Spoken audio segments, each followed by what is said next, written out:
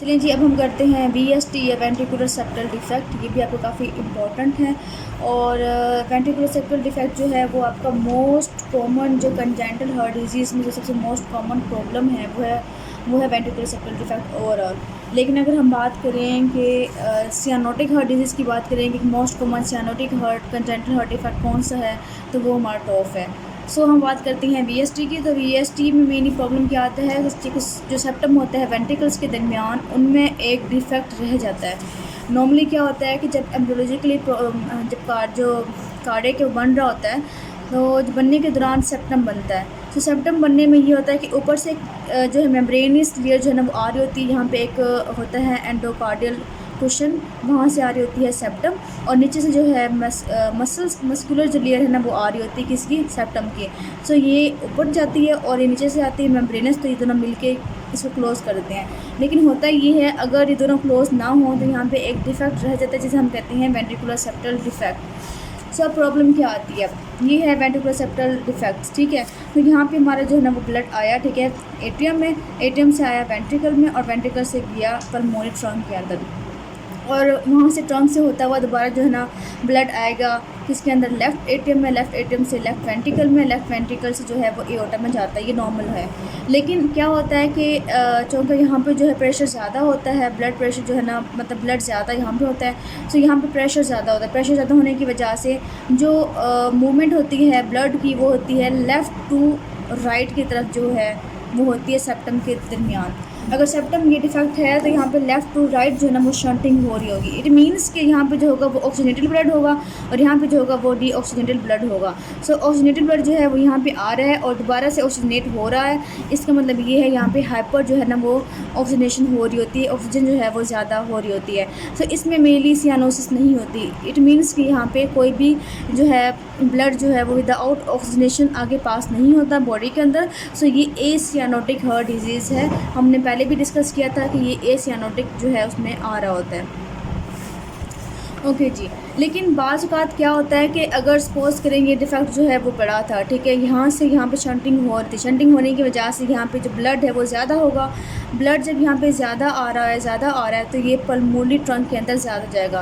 Pulmonary trunk के अंदर ज़्यादा जाएगा, जाने के बाद यहाँ पे जाएगा लंग्स के अंदर। सो लंग्स में ब्लड ज़्यादा आने की वजह से क्या हो जाएगा, वहाँ पे पल्मोनरी हाइपरटेंशन डेवलप कर सकता है।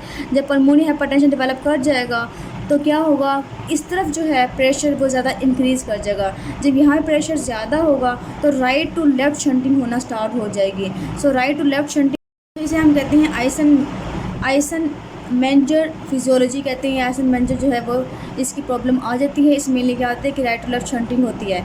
अब राइट में कौन सा ब्लड था, राइट में डीऑक्सीजनेटेड ब्लड था, ठीक है, और यहाँ पे था ऑक्सीजनेटेड ब्लड था। सो राइट टू लेफ्ट शंटिंग होगी तो अब क्या होगी, अब सियानोटिक जो है वो सियानोसिस जो है वो हो सकती है।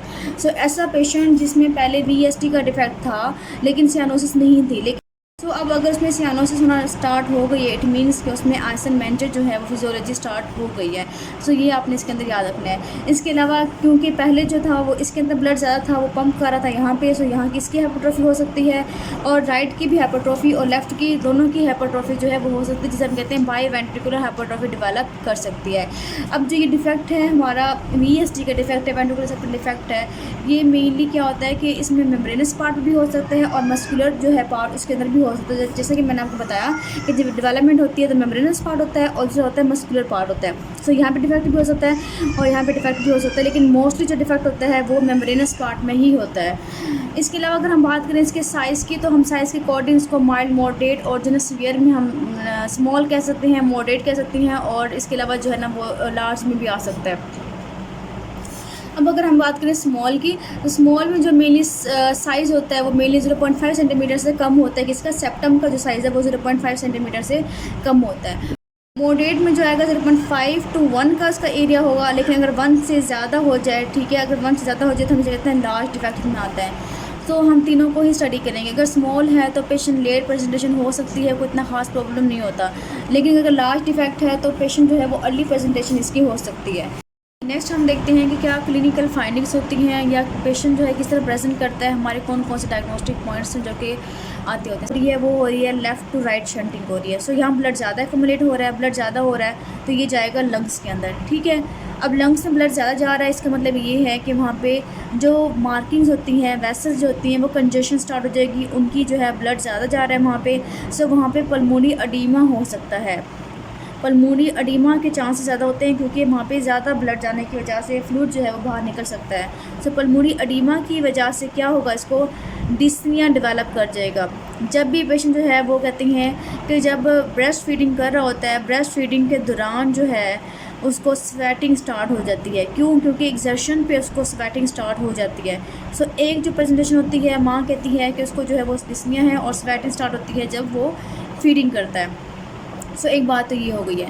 नेक्स्ट हमारी ये है कि यहाँ पे जब blood left to right shunting हो रही है, तो ब्लड यहाँ पे ज़्यादा आ रहा है, ज़्यादा ब्लड आएगा तो ज़्यादा आगे पंप होगा, क्योंकि पल्मोनी जो है वो कोई स्टीनोस नहीं है, सिंपल जो है वहाँ से ब्लड ज़्यादा जा रहा है। ब्लड ज़्यादा जाने की वजह से यहाँ पे जो साउंड प्रोड्यूस होने थी, जिसे हम कहते थे P2 जो होगी वो लाउड होगी। क्यों? क्योंकि यहाँ पे ब्लड ज़्यादा है और ज़्यादा ट्रांसमिट हो रहा है, सो P2 जो है लाउड होगी। सो एक आपका डायग्नोस्टिक पॉइंट जो है वो आपका ये है, एक फीडिंग के दौरान स्वेटिंग, फिर लाउड P2।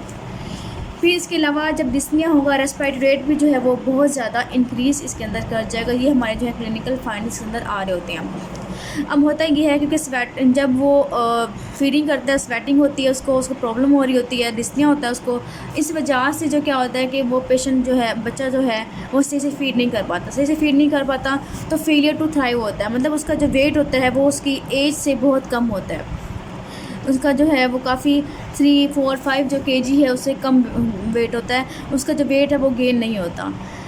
फिर इसके बाद हमने बात की थी सियानोसिस में डेवलप खास नहीं करता, लेकिन अगर ऐसा मैनेजर जो है फिजियोलॉजी हो जाए फिर सियानोसिस डेवलप कर सकती है। इसके अलावा जो सबसे इम्पोर्टेंट जो कि इसमें आती होती है, बार बार आती है, क्योंकि हमने कहा कि यहाँ पे जो है ब्लड ज़्यादा ट्रांसमिट हो रहा है लंग्स को, तो लंग्स में क्या होता है, पल्मोनरी एडीमा होता है। इसकी वजह से जब वहाँ पे बार बार जो एडीमा रहेगा तो वहाँ पे इन्फेक्शन हो जाएगा। सो रेस्पिरेटरी जो ट्रैक इन्फेक्शन है वो डेवलप कर सकता है। पेशेंट प्रेजेंट ही इसी से करता है कि एक तो फीडिंग डिफ़िकल्टी होती है, सेकंड माँ कहती है कि इसको बार बार जो है वो चेस्ट का इन्फेक्शन हो जाता है, और इसके अलावा पेशेंट को जो है वो हीमोप्टिसिस भी हो सकती है, अगर बहुत सीवियर किस्म का इन्फेक्शन उसको हो जाए। सो रेस्पिरेटरी ट्रैक इन्फेक्शन इसमें बहुत इंपॉर्टेंट है। इसके अलावा अगर हम ऑस्कल्टेट करें ऐसे पेशेंट के, अगर हम हार्ट को ऑस्कल्टेट करते हैं तो हमें कौन सी जो है वो साउंड सुनाई देती है। सबसे पहले हमने कह दिया कि P2 जो होगी वो लाउड होगी। इसके अलावा एक मरमर है जो कि बहुत इंपॉर्टेंट है, जो कि हमने पहले भी याद किया था। VST के अंदर मरमर जो होता है उसे हम कहते हैं पैन सिस्टोलिक मरमर। पैन सिस्टोलिक मरमर जो है वो 3 जगह हमने पढ़ा था कि एक तो या तो ट्राइकस्पिड की रिगर्जिटेशन के दौरान, माइटल की रिगर्जिटेशन, और थर्ड जो था वो VST के अंदर पेन सिस्टोलिक मरमर या होलोसिस्टोलिक मरमर भी इसको कहते हैं। सो ये हमें सुनाई देता है। अगर बहुत बड़ा डिफेक्ट है तो आपको मिड डायस्टोलिक मरमर भी सुनाई दे सकता है, जो कि सुनाई दे सकते हैं। सो पेन सिस्टोलिक के साथ आपने मिड डायस्टोलिक भी याद रखना है। एक क्वेश्चन में जो है आपका मिड डायस्टोलिक मरमर दिया हुआ है, लेकिन साथ ही उसके और डायग्नोस्टिक पॉइंट्स भी हैं तो हम उसे डायग्नोस कर लेंगे। पेन सिस्टोलिक मरमर की वजह से आपको लेफ़्ट जो स्टर्नम की लेफ़्ट साइड पे है, यहाँ पे जो है आपको हीव सुनाई दे सकती है, लेफ़्ट पेरिस्टर्नल हीव जो है इसमें हो सकती है। और इसके अलावा आपकी बुक में ये भी लिखा हुआ है कि इसमें लाउड जो है वो S1 भी होगी। क्यों? क्योंकि ब्लड ज़्यादा है, ब्लड ज़्यादा होने की वजह से वो पंप करता है, तो जो फर्स्ट हार्ट साउंड है वो ज़्यादा आती होती है इसके। सो इसी से ही जो है ना वो प्रेजेंटेशन होती है बच्चे की, छोटे बच्चे की। आपके रेस्पिरेटरी ट्रैक इन्फेक्शन हो सकता है, लाउड P2 हो सकता है, पैन सिस्टोलिक मरमर हो सकता है, और मिड डायस्टोलिक मरमर हो सकता है, फीडिंग डिफ़िकल्टी हो सकती है, और फेलियर टू गेन वेट हो सकता है। नेक्स्ट हम करते हैं कि इसकी इन्वेस्टिगेशंस क्या क्या होती हैं, हम किस तरह से इसको डायग्नोस जो है ना वो हम कर सकते हैं। सबसे पहले हमने करवा लिया चेस्ट एक्सरे करवाएंगे तो सबसे पहले हमें पता लगेगा कि जो कार्डियक का साइज़ कितना है। इसमें हमें मिलेगा कार्डियोमेगैली होगी। अब कार्डियोमेगैली मेनली हमने बात की थी कि राइट लेफ्ट दोनों वेंट्रिकल की भी हो सकती है, लेकिन मेनली जो होती है वो लेफ्ट वेंट्रिकल की ज़्यादा होती है इसके अंदर। इसके अलावा जो है पल्मोनरी वास्कुलरिटी वो हमें मिल जाएगी। हम चेस्ट एक्सरे करवाएंगे, हमें ये लंग्स मिले हैं। हमने बात की थी कि टॉफ के अंदर ओलिगेमिक फील्ड्स होते हैं। ओलिगेमिक फील्ड्स का मतलब ये है कि जो वास्कुलरिटी में जो मार्किंग होती है वेसल्स की वो कम हो जाती है, लेकिन इसमें जो वेसल्स की मार्किंग थी वो ज़्यादा हो जाएगी। क्यों? क्योंकि ब्लड ज़्यादा आ रहा है, लेफ़्ट टू राइट जो है ब्लड ज़्यादा आ रहा है, और राइट से जो ब्लड है वो कहाँ जा रहा है, लंग्स की तरफ जा रहा है। लंग्स में ज़्यादा जाएगा तो पल्मोनरी हाइपरटेंशन डेवलप कर जाएगी, और वास्कुलरिटी जो मार्किंग्स है वो भी इसमें इंक्रीज़ कर जाएंगे। सो हमने ये इसके अंदर देख लेंगे। उसके बाद हमने इसके बाद ECG करनी है। सो ECG में पता चला ईसीजी में पता चला कि दोनों वेंट्रिकल की जो है वो हाइपरट्रॉफी हो गई है। सो आपने इसमें ये बात याद रखनी है। फिर हम बात करते हैं ईको की। ईको जब हम करवाएंगे तो इसमें मेन जो है हमारा वीएसटी की डिफेक्ट जो आ रहा है, वेंट्रिकुलर सेप्टल डिफेक्ट है, वो इजीली हमें जो है वो पता चल जाएगा इसके अंदर। उसके बाद हम बात करते हैं फोर्थ की। तो फोर्थ में जो है वो कार्डियक कैथेटराइजेशन सेम वही हम करेंगे, और वहाँ पे हम देखेंगे कि प्रेशर डिफरेंस कितना ज़्यादा है, ऑक्सीजन सैचुरेशन कितनी ज़्यादा डिफरेंट है दोनों चैम्बर्स के अंदर। क्यों? क्योंकि अगर लेफ्ट टू राइट शंटिंग हो रही है तो राइट साइड पे जो सैचुरेशन है वो ज़्यादा इंक्रीज़ कर जाएगी। सो हम ये भी इसके अंदर देख लेंगे। हम देखते हैं कौन कौन सी कॉम्प्लिकेशंस जो है वो डेवलप कर सकती हैं, क्योंकि हमने देखा कि बायवेंट्रिकल जो है प्रॉब्लम आ सकती है इसके अंदर। अगर दोनों में फीलिंग ज़्यादा होगी तो वहाँ पे कंजस्टिव कार्डियक जो है वो फेलियर डेवलप हो सकती है इसके अंदर। इसके अलावा पता है कि रेस्पिरेटरी ट्रैक जो इन्फेक्शन है वो बार बार हो सकता है इसका। और इसके अलावा ग्रोथ जो है वो फेलियर हो सकती है। क्यों? क्योंकि बच्चा जो है उसी से ईट नहीं कर पाता, सो इसकी ग्रोथ रिटार्डेशन भी हो सकती है, ग्रोथ फेलियर भी हो सकती है। इसके अलावा इन्फेक्टिव एंडोकार्डाइटिस हो सकता है इनको इन्फेक्शन की वजह से। और इसके अलावा पल्मोनी हाइपरटेंशन, जो मैं बता चुकी हूँ, ये पल्मोनी हाइपरटेंशन भी इनके अंदर डेवलप हो सकती है। और इसके अलावा एक और मैं बताया आपको, ईसन मेंडल जो सिंड्रोम है वो भी डेवलप कर सकता है। तो ये इसकी जो है वो कॉम्प्लिकेशन है इसके अंदर। आपने करनी है इसकी मैनेजमेंट हम करते होते हैं कि डिफेक्ट क्या है, वो स्मॉल है या डिफेक्ट जो है वो लार्ज है।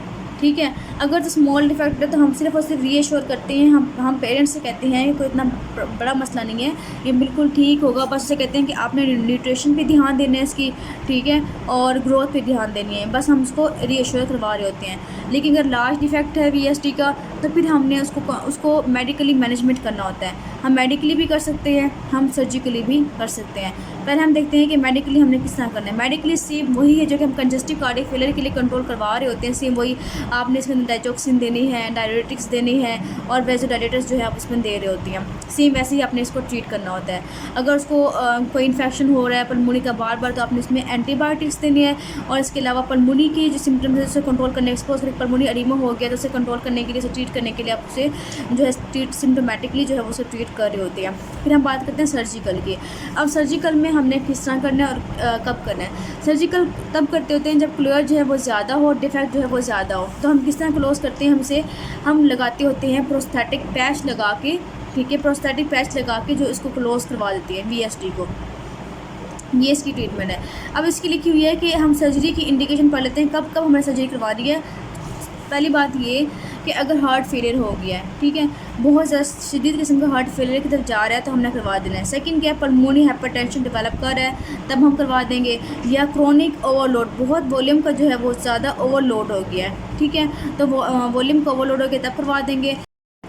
इसके अलावा जो है वो फेलियर टू थ्राइव हो रहा है, ठीक है, बच्चा जो है वो उसी से ग्रो नहीं कर रहा, तब हम उसकी कर सकते हैं। और साथ अगर पल्मोनरी स्टेनोसिस भी है तब भी हम करवा देंगे। मीन अगर वीएसटी के साथ कोई और मसला है तब हम करवा देंगे। और इसके अलावा अगर एओर्टिक रिगर्जिटेशन डेवलप कर गई है तब भी हम जो है वो करवा सकते हैं। और साथ अगर पेरेंट्स चाह रहे हैं कि हम उनको जो है वो ट्रीट कर लें, सर्जिकली ट्रीट कर दें, तब भी हम उसको ट्रीट कर सकते हैं। सो ये आपकी ट्रीटमेंट थी, आपने याद रखना है बस एज सच।